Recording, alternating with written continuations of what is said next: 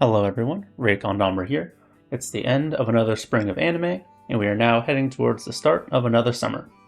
This season, I kept it very light and watched just 4 shows, all of which I really enjoyed. To contrast, my next season is a really big one with double the amount of shows. I'll get into what I'll be watching next season after I give my general and spoiler-free thoughts on what I watched in spring 2025. Starting off with Guilty Gear Strive Dual Rulers. I don't play Guilty Gear, as I'm not really a big fan of fighting games, but I consider myself a fan of the series. I really like its unique style, its fun vibes, its interesting and unique character designs, and its really great music. So, because of that, I thought I would give the anime a try. This anime was certainly some anime-style video game nonsense, but I didn't expect much different from Guilty Gear, and this was still a fun and enjoyable watch, despite its various flaws. The story is not particularly interesting or compelling to me, so I can't really recommend it based on that specifically. The quality of the art and animation is also a bit of a mixed bag. It emulates the style of the games very well, and some parts really looked awesome. But there was a decent amount of repetition, reuse, and some moments that genuinely did not look good. In particular, there were a lot of still frames, which really isn't great to see. They often looked pretty cool and dynamic and well stylized, but nonetheless, there were still frames that could often bring you out of the more dynamic action that they were going for. But when it's really moving, it did often look great. This anime is very clearly meant to have been a marketing campaign for Unica that also functions as like a side story. I think Unica was fine as a character. Not particularly compelling, but functional and likable as a Deutero antagonist and protagonist in a way. I think the people complaining about Unica's design not fitting in with the cast are being ridiculous. She looks like a fan-made OC. Okay, so does most of Guilty Gear's cast. Hers is not among my favorites, like some of my favorites are Johnny, May, and Happy Chaos, but I still think her design is solid, and I do think it fits in. And another thing is that if you're a Guilty Gear fan, you may be sad that some of your favorite characters didn't end up with any screen time, but with any kind of series made, kind of a new addition to a series in this style, that's always going to happen when there's a massive cast.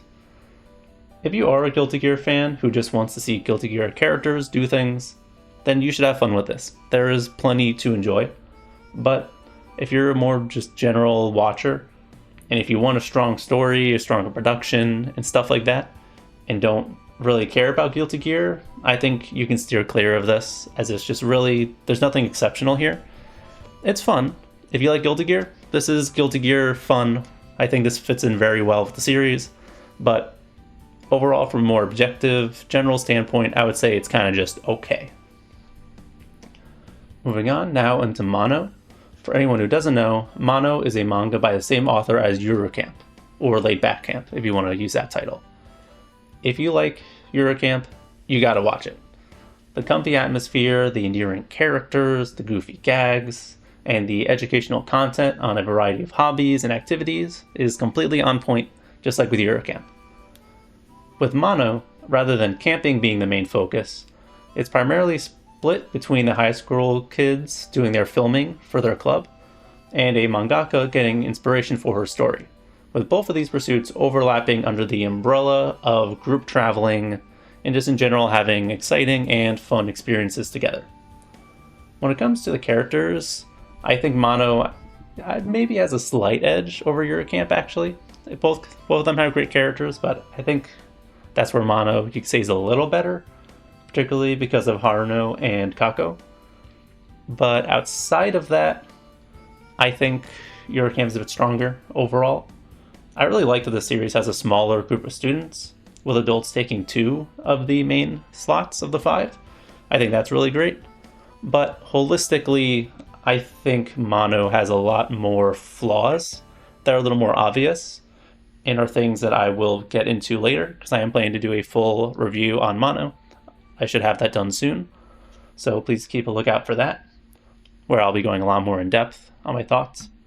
But just to quickly wrap it up, this, if you just want a comfy show about, traveling and stuff like that, it's really good. If you like Eurocamp, you should definitely give it a chance, at least. If you like the comfy, cute girls do cute things, traveling, wholesome slice of life sort of stuff, this is for you. And continuing on that exact same trend, we go into food for the soul. The soul was the food we made along the way. You can see my first impressions review if you want to hear my thoughts on the first 3 episodes. Continuing on from those first 3 episodes, I've still been enjoying the show's comfy and fun atmosphere that broadly focuses on food.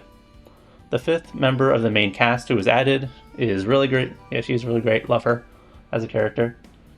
I would have loved to have been in a club like this back in college, though I was very happy being involved in my college's anime and tabletop gaming clubs. But back to the show. The art and the animation got a bit better as it went on, which I made a minor criticism on, so that really went away overall. I still didn't get the stronger, college vibes that I wanted, though. I wish there was kind of more obvious of a feeling difference between high school versus college. I think they could have done a bit more there, but who knows, maybe later in the series they go into that. So that's a minor disappointment, but not a major issue. And I will also compare this to Eurocamp because, again, very, very similar. It's within the same niche of the slice of life genre. I still think Eurocamp is the best out of these 3 that I brought up, but I think this is a solid, wholesome time that I can definitely recommend. Yeah, if you like these comfy, slice of life, cute girls do cute things, if you like food-focused shows, I definitely don't think it's the best when it comes to being a food-focused show specifically.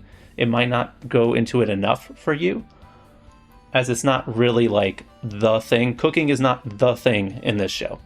The characters do cooking, and our club is about cooking, and food research in general, but it's not on screen constantly.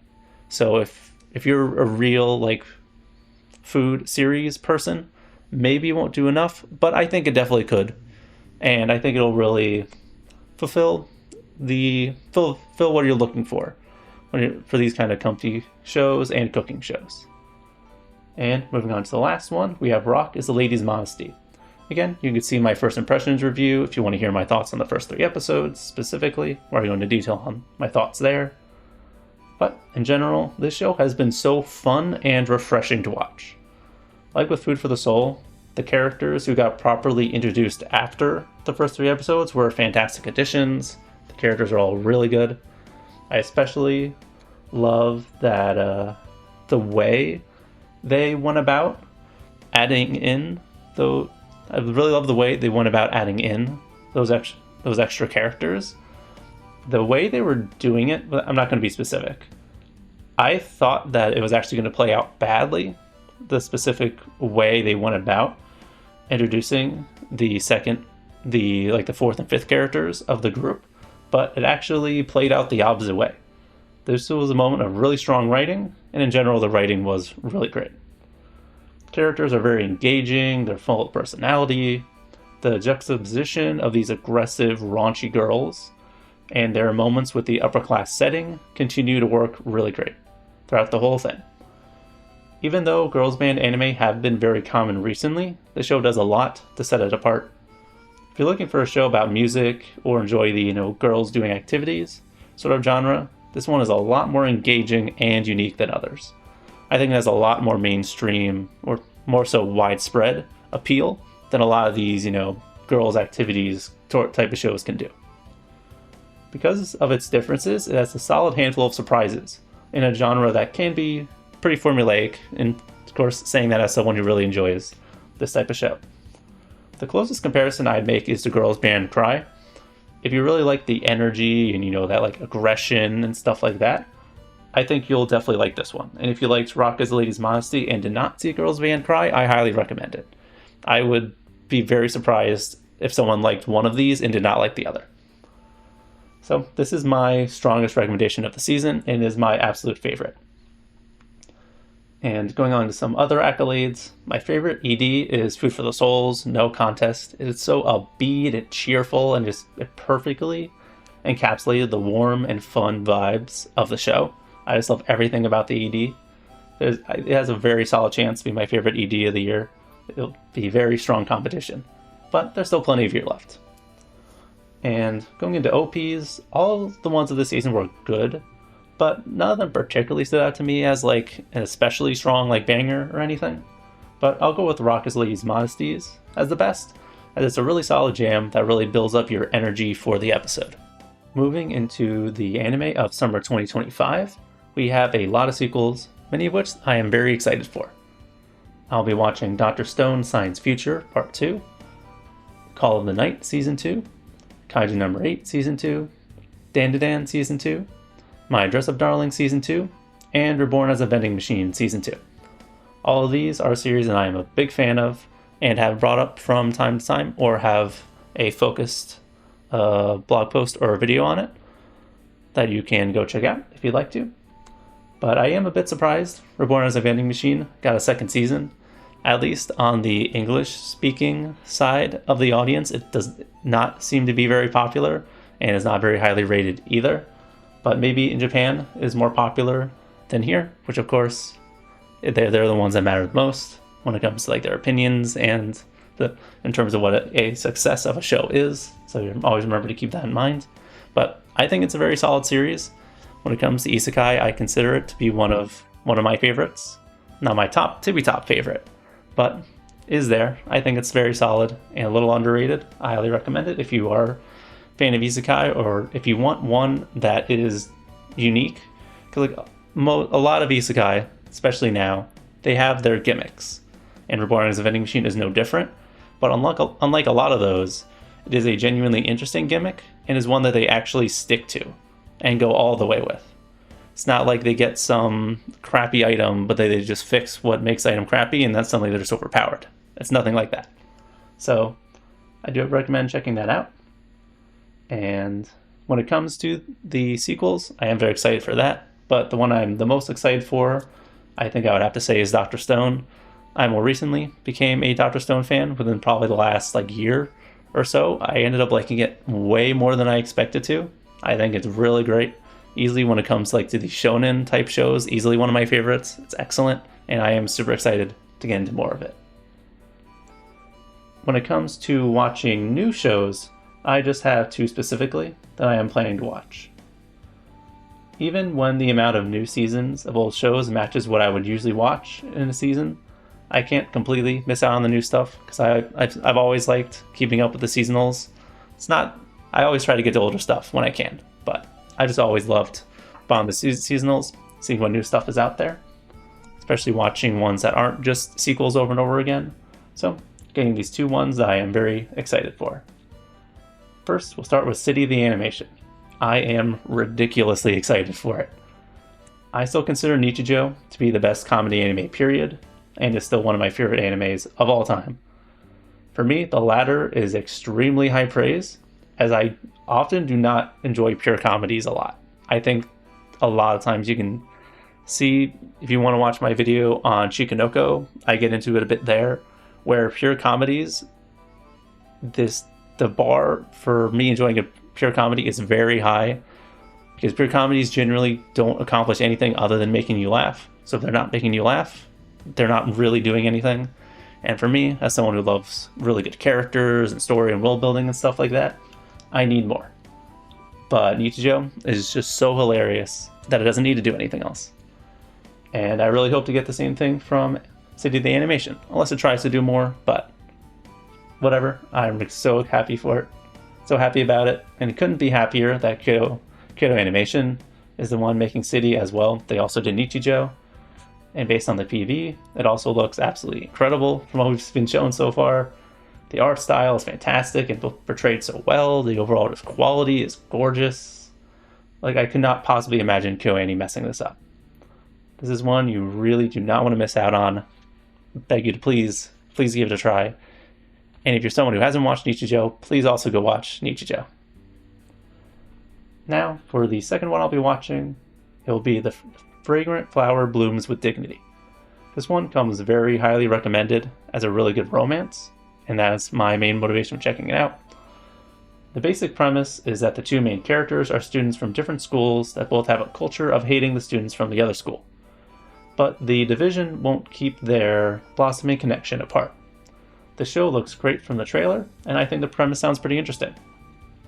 I didn't really get a romance fix this spring, so I'll be getting mine in the summer. And with that, this brings us to 8 shows, which is, I'd say, a little bit more than I usually watch. I probably watch like 6 or so on average, probably like 6 or 7. As the season goes on, I'll tackle these as I can and see fit. I've still got a bit of catch-up work to do because I wasn't able to and really in the mood to make content for a little bit. Took a break. Now I'm planning to get back into it. So I will be catching up on stuff from this season. Like, for example, making this video, and I'll be doing my mono review and talk about some of the upcoming stuff.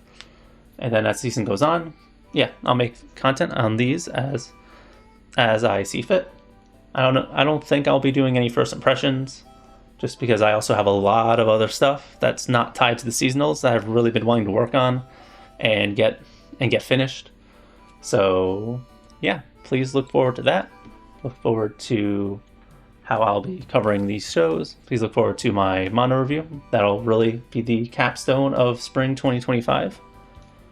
And if you didn't know, I always do these roundups because I just think it's a fun thing to do. Doesn't matter if they do well or not. I just think it's a fun thing to do. So if you're someone who enjoys these types of things, please check out my other ones and subscribe, because I'll continue doing them for as long as I continue watching anime, honestly. And I'd also want to reiterate just one more time that I did do a first impressions review of both Food for the Soul and Rock His Lady's Modesty, if you didn't see those and would like to see more of my thoughts on those. Thank you very much for watching. Please like and subscribe if you've enjoyed. And check out my website, Blog Under a Log, in the description, which has write-ups of pretty much all of my videos and some articles that have not made it to YouTube, such as my manga chapter reviews of Bocchi the Rock and some articles written by other people. I also have a Patreon if you'd like to financially support me, or as a free member, you can get updates on when I upload on my blog and here on my YouTube channel.